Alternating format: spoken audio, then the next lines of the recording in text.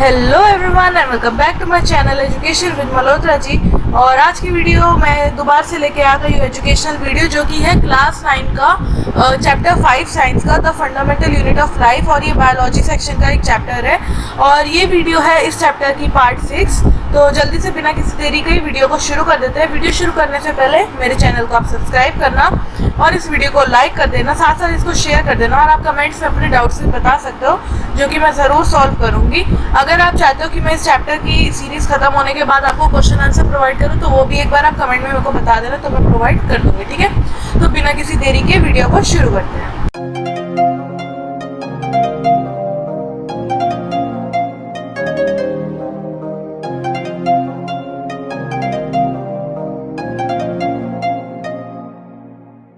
सबसे पहले आपको प्लांट सेल का एक सिंपल सा डायग्राम दिखाती है, जो कि आपका एनसीईआरटी का फिगर 5.6 है, प्लांट सेल का डायग्राम। तो एक बार हम इसको थोड़ा सा रिवाइज कर लेते हैं। ये वैसे आपका पेपर में आ सकता है, तो एक बार हम यहाँ पे हाइलाइटर लेके एक बार मैं आपको बता देती हूँ कि हमारा इस वीडियो में हम क्या क्या डिस्कस करने वाले हैं। तो एक हम डिस्कस करने वाले हैं रफ एंडोप्लाज्मिक रेटिकुलम, ठीक है, और हम डिस्कस करने वाले हैं गोल्गी एपरेटस, ठीक है, और हम डिस्कस करने वाले हैं स्मूथ एंडोप्लाज्मिक रेटिकुलम, ठीक है। तो हम ये तीन चीज़ें वैसे तो डिस्कस करने वाले हैं इस वीडियो में।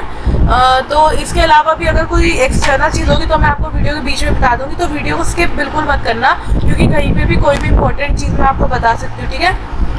तो ये तीन चीज़ें आज हम डिस्कस करने वाले हैं। और भी चीज़ देख लेते हैं। स्मूथ एंडोप्लाज्मिक रेटिकुलम ये रहा आपका, ये आपका रफ एंडोप्लाज्मिक रेटिकुलम, जो कि यहाँ पे आपको एरो से दिख रहा है, ठीक है। ये आपका गोल्गी एपरेटस है। वैसे तो आगे जब हम डिस्कस करेंगे, मैंने इसके बड़े बड़े फिगर्स भी लगा रखे, जिससे आपको आराम से समझ आ जाए, ठीक है। तो हम आगे बढ़ जाते हैं। एक बार इसको मैं इरेज कर दूँ बस।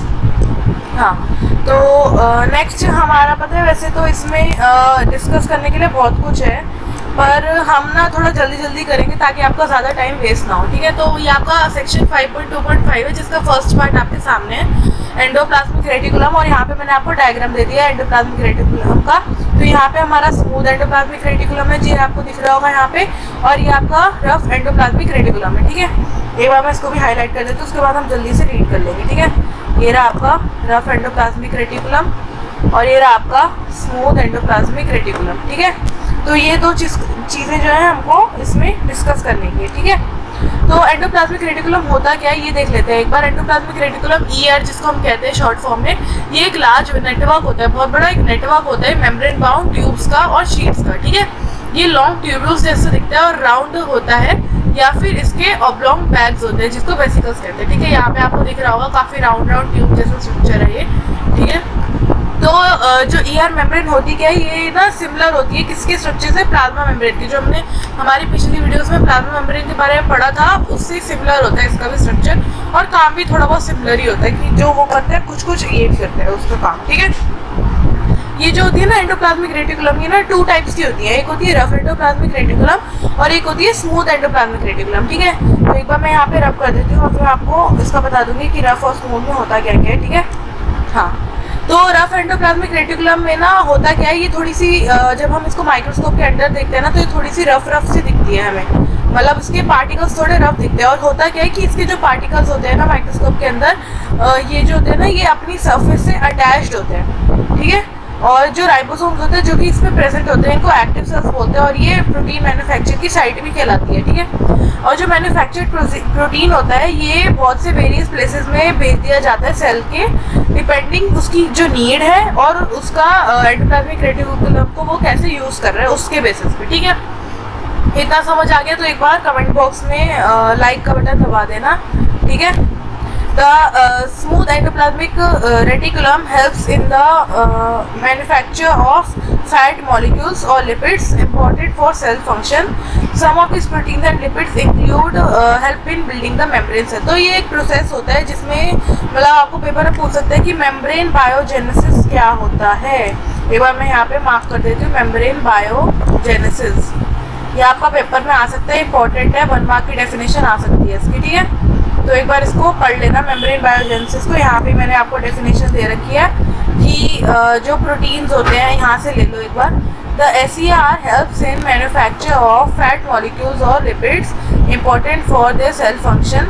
सम of these proteins and lipids help in building the cell membrane. This process is known as membrane biogenesis. ठीक है, ये आपकी सारी डेफिनेशन है. ये थोड़ा सा टेढ़ा मेढ़ा इसलिए है क्योंकि मेरे पास पेन नहीं है, मैं बिना पेन के कर रही हूँ ना, इसलिए.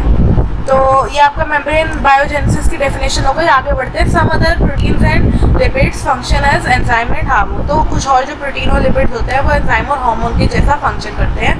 ये एक बार ना आप याद कर लेना, ये वाला डायग्राम आपका एंडोप्लाज्मिक रेटिकुलम को वैसे पूछते नहीं है पेपर में तो प्लांट और एनिमल से पूछते हैं, पर इनके लेबलिंग वगैरह कुछ आ गई तो यहाँ पे मैंने आपको जो दे रखा है आपको बहुत ईजी है, याद कर लेना. ठीक है.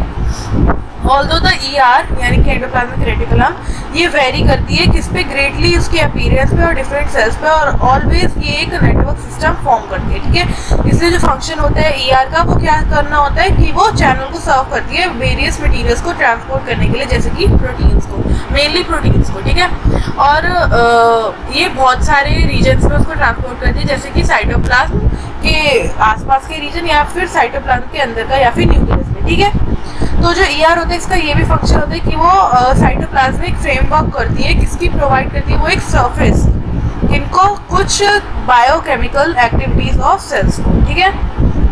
और लीवर सेल्स के बारे में भी यहाँ पे लिखा हुआ है थोड़ा सा. In the liver cells of the group of animals called vertebrates SER plays a crucial role in detoxifying many poisons and drugs. ठीक है. तो यहाँ पे आपका एंडोप्लाज्मिक रेटिकुलम खत्म होता है. एक बार यहाँ पे मैंने आपको एक और डायग्राम दे दिया. ये तो हमने देखा था प्लांट सेल का डायग्राम, ये आपका NCERT का ही है, एनिमल सेल का डायग्राम. तो यहाँ पे भी आपका ये आपको दिख रहा होगा गोल्गी एपरेटस है, यहाँ पे आपकी प्लाज्मा मेम्ब्रेन है. ठीक है. तो और ये आपका राइबोसोम्स हो गए. ठीक है. ये आपका रफ एंडोप्लाज्मिक रेटिकुलम हो गया है, और यहाँ पे ये सारे आपका दे रखा है, और ये आ गया आपका स्मूथ एंडोप्लाज्मिक रेटिकुलम. ठीक है. आप देख रहे हो कि ना जो रफ वाला है ये यहाँ पे अटैच हो रखा है सरफेस से, स्मूथ वाला अटैच नहीं हो रखा, वो खुला ऐसा घूम रहा है साइटोप्लाज्म में. ठीक है. तो ये आपका हो गया एनिमल सेल का डायग्राम. और हम नेक्स्ट सेक्शन पे चल लेते हैं, सेक्शन 5.2.5 और सेकंड पार्ट गोल्गी एपरेटस का. तो पहले देख लेते हैं कि गोल्गी एपरेटस खोजा किसने इसको डिस्क्राइब किया. तो कैमिलो गोल्गी करके एक वो थे साइंटिस्ट, उन्होंने ये किया था, डिस्क्राइब किया था सबसे पहले गोल्गी एपरेटस को. यहाँ पे मैंने आपका फिगर दे दिया है गोल्गी एपरेटस दिखता कैसा है. ठीक है. तो the Golgi apparatus first described by Camillo Golgi consists of a system of membrane-bound vesicles arranged approximately parallel to each other in stacks called cisterns. ठीक है. तो ये आपका सिस्टर्न है, मैंने यहाँ पे दिखा रखा है. ये होता क्या है ना, थोड़ा ऐसे ऐसे में पैरेलल मतलब क्या होता है, एक दूसरे का मतलब ऐसे जिसको क्या कहते हैं हॉरिजॉन्टली इक्वल डिस्टेंस पे हो, बिल्कुल उसको पैरेलल कहते हैं. ठीक है. तो मतलब मैं आपको अभी एक्सप्लेन नहीं कर पा रही, पर यहाँ पे आपको जैसे दिख रहा होगा ये सब हॉरिजॉन्टल लाइन्स ही बनी हुई है गोल्गी एपरेटस की. ठीक है. तो ये थोड़ा पैरेलल सा होता है सिस्टम सा, और ये सिस्टर्न है. यहाँ पे लिखा भी हुआ है सिस्टर्न होता क्या. ठीक है. तो अगर आपको पूछे कि व्हाट इज सिस्टर्न्स, तो आप लिख सकते हो कि it consist of a system of membrane bound vesicle arranged approximately parallel to each other in stacks called cisterns. ठीक है.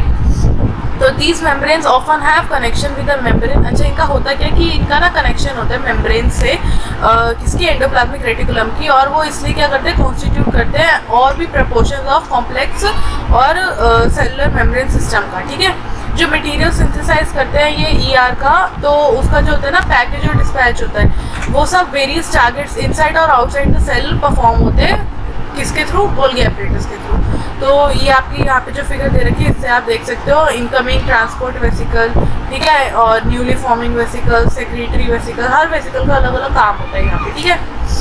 तो कुछ केसेस में होता क्या है कि जो कॉम्प्लेक्स शुगर होती है जो कि बनी हुई होती है सिंपल शुगर से गोल्गी एपरेटस की, गोल्गी एपरेटस का ये भी इन्वॉल्वमेंट होता है कि वो लाइसोसोम्स की फॉर्मेशन करता है. हम ये आगे पढ़ेंगे लाइसोसोम्स वगैरह क्या होता है, उसके फंक्शन क्या होता है. ठीक है. तो ये रहा हमारा next section 5.2.5 third part lysosomes. यहाँ पे आपको दिख रहा होगा. अच्छा, एक बार मैं हाईलाइट कर देती हूँ. ये रहा.